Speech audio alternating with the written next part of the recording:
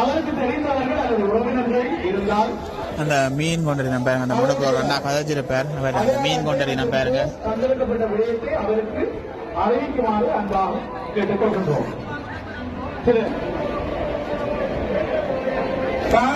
கடற்கரையை நோக்கி மீன் ஒன்று நகர்ந்து வருது பாருங்க.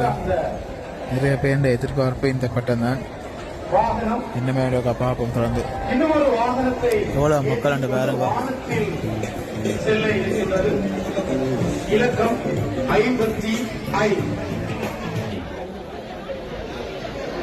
இந்த பட்டம் 30 அடி நீளமான ராட்சத கடற்சேவல். இந்த மீன்கள் கடல் மீன்கள் மிகவும் அழகானது, ஆபத்தானது. இந்த பட்டத்தை அதன் உருவத்தின் அழகினை 90 வீதத்துக்கு மேல் அதன் உருவத்திற்கு அழகாக அமைக்கப்பட்டுள்ளது. இந்த பட்டம் வான்வெளியில் 15க்கும் மேற்பட்ட மீன் குஞ்சுகளை தோற்றுவிக்கும் என்று பட்ட வல்லுநர் குறிப்பிட்டிருக்கின்றார். அந்த மீன் குஞ்சுகள் தாய் மீனுடன் தொடர்ந்து நீந்திக் கொண்டிருக்கும் என்று அவர்கள் குறிப்பிட்டிருக்கின்றார்கள். இதோ இலக்கம் 65 ராட்சத கடற்சேவல் மீன். இதோ அந்த பட்டம் பறக்க விடப்படுகின்றது. பாராட்டு என்ன மாதிரி குஞ்சுகள் வருது பார்ப்போம்க்கா. ராட்சத கடல் சேவல் மீன் நல்ல ஒரு வடிவாக உண்மையான ஓட்டமே வந்து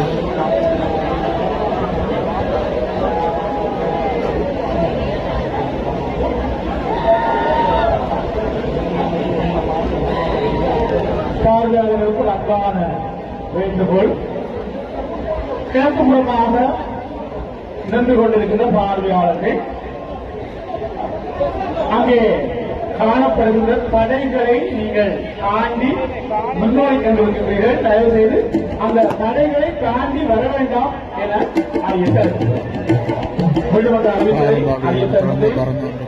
அங்கே ஏற்கனவே போடப்பட்டிருக்கின்ற தடைகளை தாண்டி பார்வையாளர்கள் வருகை தர வேண்டாம் என்று அமைப்பாளர்கள் குறிப்பிடுகின்றார்கள். தயவு செய்து அந்த இடத்தையும் தாண்டி நீங்கள் வர வேண்டாம் என்று அன்பாக கேட்டுக்கொள்கிறேன்.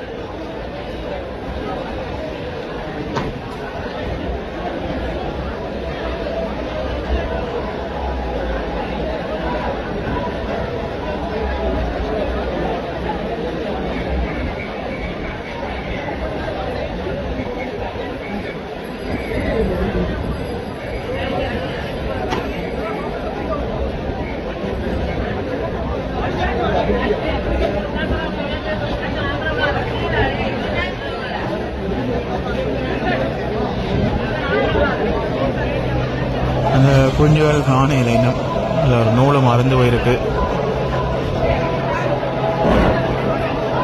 பல பார்வையாளர்களும் தொடர்ந்தவர்களின் முறைப்பாடு எங்களுக்கு கிடைக்க வண்ணம் உள்ளது. யாராவது தம் உடல்களை தொலைத்திருந்தால் தயவு செய்து அறிவிப்பு மேடைக்கு அண்மையில் வரவும். ஒவ்வொருவராக பெயர் கொடுக்கப்பட்டுக் கொண்டிருப்பதற்கு நேரம் இல்லை. தயவு செய்து தங்கள் உடல்களை தொலைத்தவர்கள் அறிவிப்பு மேடைக்கு அருகில் வரவும்.